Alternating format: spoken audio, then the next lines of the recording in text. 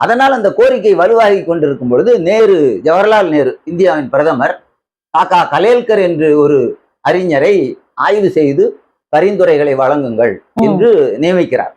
காக்கா கலேல்கர் அவர் ஒரு பிராமணர் தான், பிறப்பால் பிராமணர் தான். அவர் இதர ஓபிசி மக்களுக்கு, இதர பிற்படுத்தப்பட்ட மக்களுக்கு ஒன்றிய அரசு பணிகளிலும் ஒன்றிய அரசின் கல்வி நிறுவனங்களிலும் உரிய இடப்பங்கீடு வழங்க வேண்டும் என்று பரிந்துரைத்தார். நேரு கொடுத்து விடுவாரா என்ன? நேரு அந்த அளவுக்கு ஒரு ஜனநாயகவாதி, பிராமண ஜனநாயகவாதி. பிராமணர்கள் தான் இருக்க வேண்டும், மேல் சாதி தான் அங்கே இருக்க வேண்டும், இதர பிற்படுத்தப்பட்டவர் வந்துவிடக் கூடாது என்று நினைத்தார். பயங்கரமான ஜனநாயகவாதி நேரு. ஆமாம், அதுதான் உண்மை. இங்கே ரொம்ப பேர் தப்பா புரிஞ்சுக்கிட்டு இருக்காங்க நேருவை. நேரு பயங்கரமான ஜனநாயகவாதி, பிற்படுத்தப்பட்டவர் வந்து விடவே கூடாது என்று நினைத்த ஜனநாயகவாதி. அந்த அறிக்கையை கீழே போட்டு அது மேலே ஏறி உட்கார்ந்து கொண்டார்.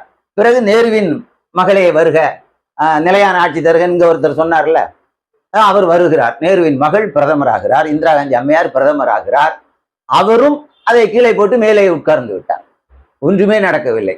பிறகு 1977ஆம் ஆண்டு இந்திரா காந்தி அவரே தோற்று போனார். ரேபரேலி தொகுதியிலே அவரே தோற்று போனார். அவர் தோற்று பிரதமர் பதவியை இழந்த பிறகு மொரார்ஜி தேசாய் பிரதமராகிறார்.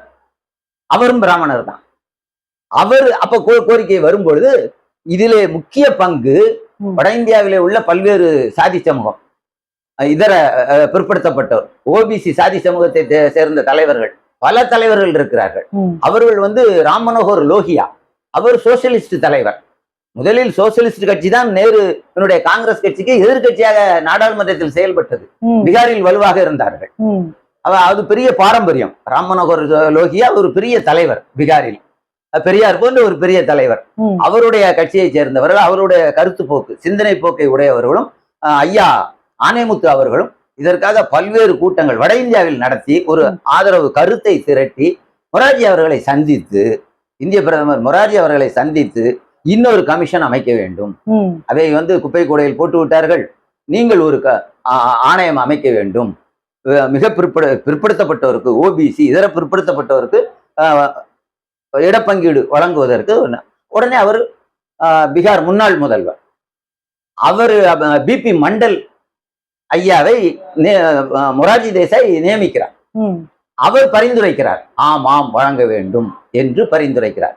அந்த பரிந்துரையில் இட பங்கீடு மட்டுமல்ல, பல்வேறு அந்த மக்கள் எப்படி பின்தங்கி இருக்கிறார்கள், அவர்கள் வாழ்க்கை எந்த அளவுக்கு பின்தங்கி இருக்கிறது, ஆழமான நீண்ட ஆய்வு நடத்தினார். இந்தியா முழுக்க சுற்றுப்பயணம் செய்து பல்வேறு சாதி சமூகங்கள், சிறிய எண்ணிக்கையில் சில லட்சங்கள் மட்டுமே இருக்கின்ற சாதி சமூகங்களையும் ஆய்வு செய்து மிக விரிவாக அந்த மக்களுடைய